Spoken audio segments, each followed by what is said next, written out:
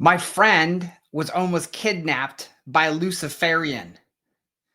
So you're going to want to listen to this whole story and tell your friends and warn your friends that like crazy town is here.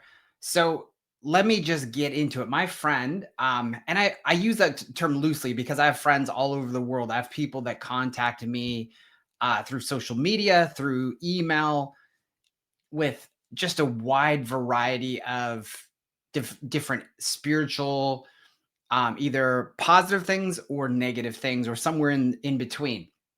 And oftentimes, past coaching clients, past people that I've worked with, ministered with, done events with, they, because we've established a relationship, they understand that I can see in the spirit. They understand that they can show me a picture and I will see kind of what this person is up to.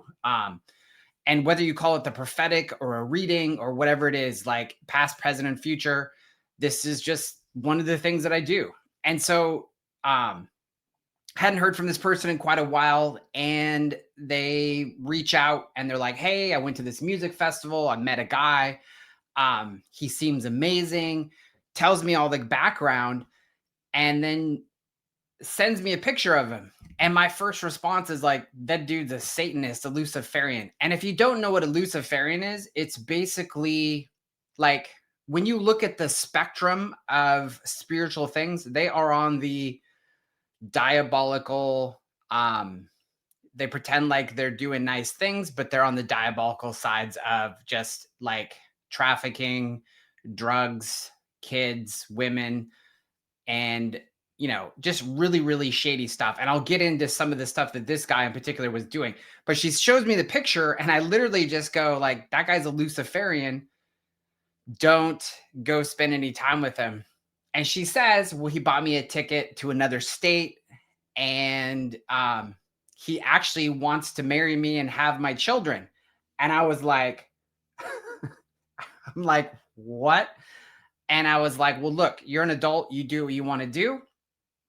And I said, but I said, if you start getting sigils under your skin and on your skin, like this person is into things that are way beyond your like understanding and pay grade. And so anyway, fast forward to it's the time for her to go.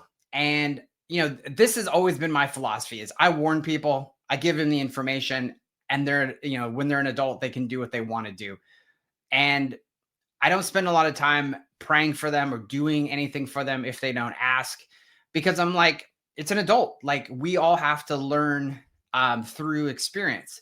So she is really excited because she wants to have kids. She wants to be married. She wants to like live the life. By the way, this is a college educated person. This is a person with discernment. This is a person who like understand spiritual things. This is not an idiot. Okay. So this is why I put this video out, is like, this literally could happen to a lot of people.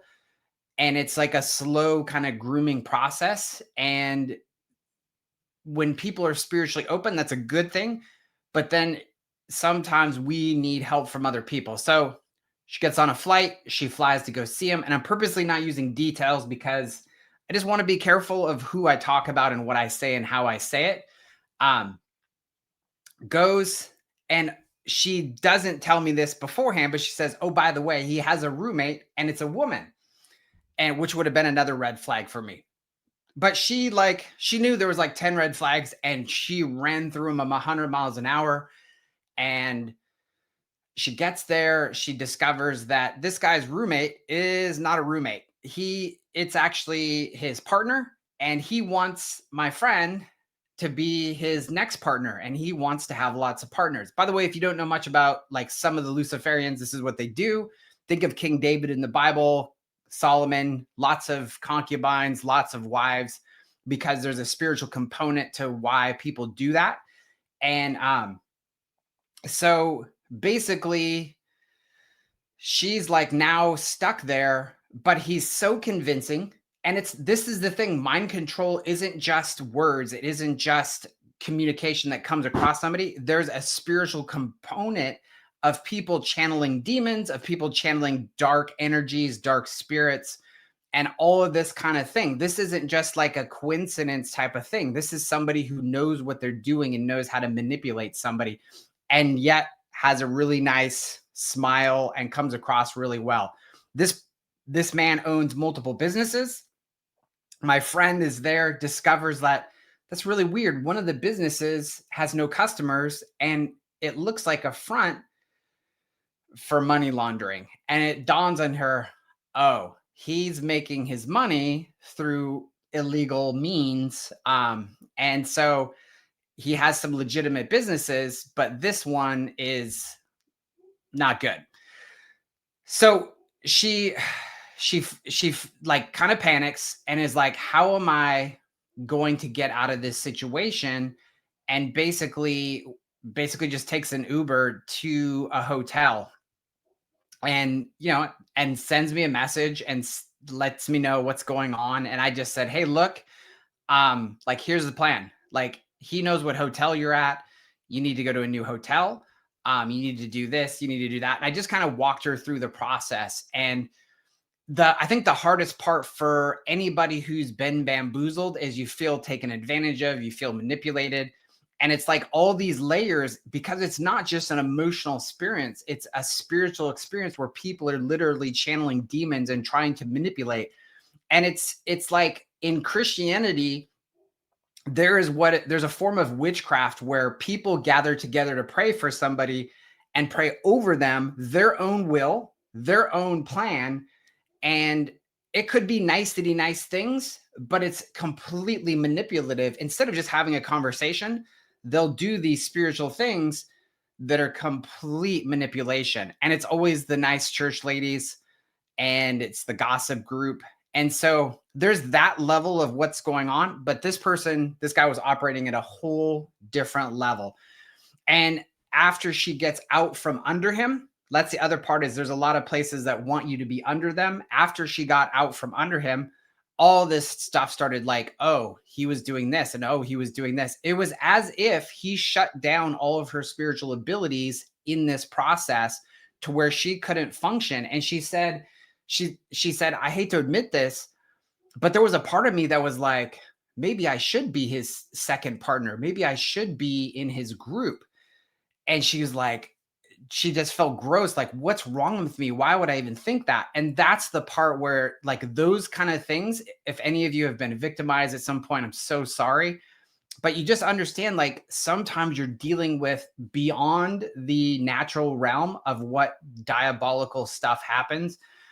And long story short, she got away. She's free. She's back home. She's back to her life. But now she's got to process and process emotionally, but process spiritually all the things that he attached to her, all the things that he did in the spirit realm, and to start removing all those altars and all those connections so that she can, like, walk out in freedom and move quickly, like, back into kind of just normalcy.